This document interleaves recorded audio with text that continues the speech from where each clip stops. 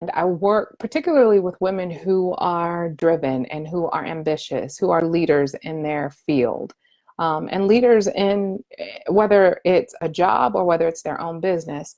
And it's interesting because we're getting closer and closer to when school is about to start.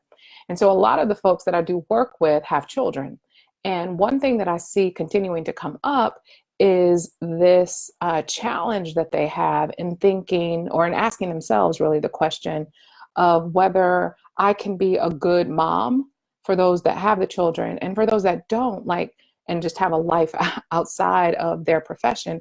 Can I be a good partner? Can I be a good spouse? Can I be a good friend or a good daughter, um, and still advance my career and still be a good employee and still be a good business owner, right? And I wanted to get on and talk about that for just a little bit, and then to also leave you guys with some tips that I believe will be very helpful for you in creating what is now this hot and new sexy term called work-life balance.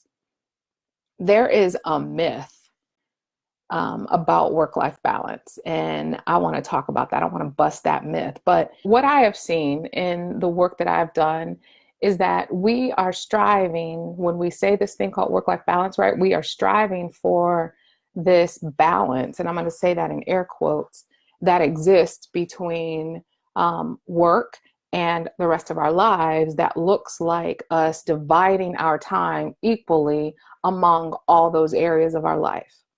And that is the myth. The myth is that work-life balance, one, does not look the same for everybody. The second thing is that work-life balance is not this equally divided time among the things that you deem important. Here's what I want to offer you. And I wore my my Wonder Woman shirt just, for this live, because I think a lot of us feel like we need to be Wonder Woman, right? We need to show up, save the world, take care of all the situations, including ourselves. And that's, how do we succeed at that? Well, number one, that I want to offer is that you need to get clear about what you value. We have this internal conflict oftentimes that is the result of us not living in alignment with our true values. I hear people, and the conversation has a lot of shoulds. When you look at the word should, it comes with a lot of shame energy, right? It communicates that there is this standard, and it's often this unrealistic standard, or this standard that really doesn't fit our life or our situation. When we say it, it means that we have this standard in our heads, in our minds, and that we are failing to meet it, right?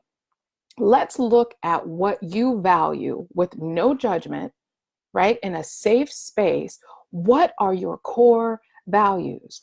The conflict exists when we intuitively know what we want and what is right for us, and then the choices that we make don't align with that. And what that means, what that has to do with work-life balance, is there are some individuals, and I'm speaking particularly to the women, right?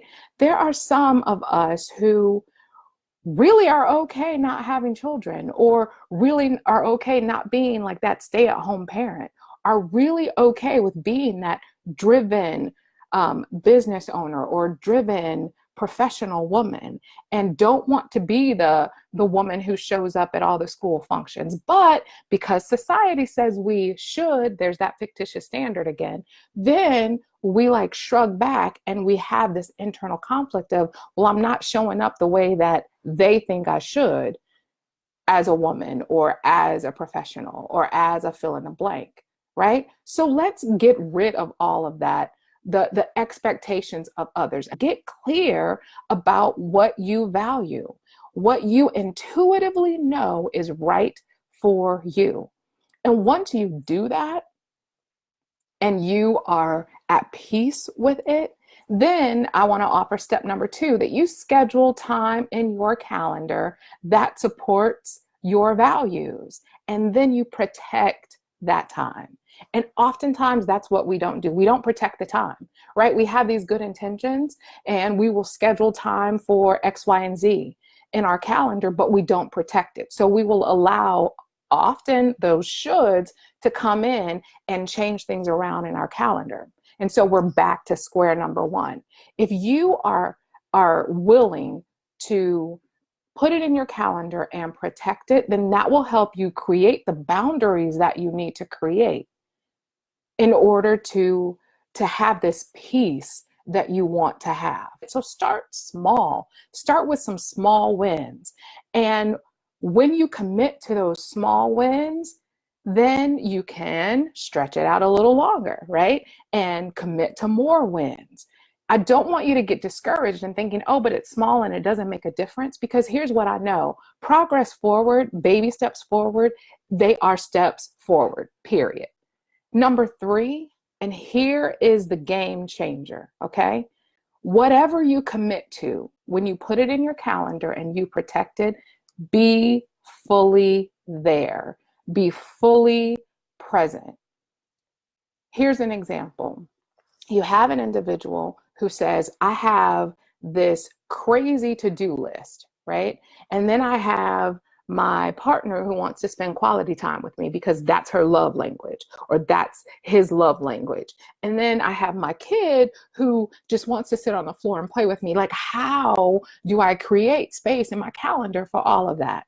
Well, if we're starting small, what about spending 20 minutes of time and literally putting a timer on your phone, spending 20 minutes with your child, engaged fully in an activity that they enjoy. You're not checking your phone. You're not like looking at the TV unless that's the activity. You are fully present. And then once that time is up, you move on to the next thing, so that you're not playing with your child, not spending quality time with your significant other, and then thinking about all the things that you have to do.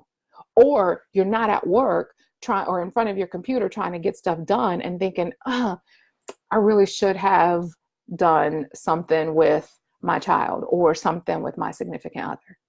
Okay. Those are the 3 tips I want to give you. So I hope this has helped you out in some way. Give me some feedback. Let me know if you have any questions. I am here to go deeper with you in this work. If this is something that resonates for you, at the end of the day, what I want you to know is that work-life balance doesn't look like you equally dividing your time. It looks like you finding peace with the things that you intuitively know are your priorities and are right for you, and you committing to set the boundaries to protect that time in your calendar. And when you do, you are fully present at doing it.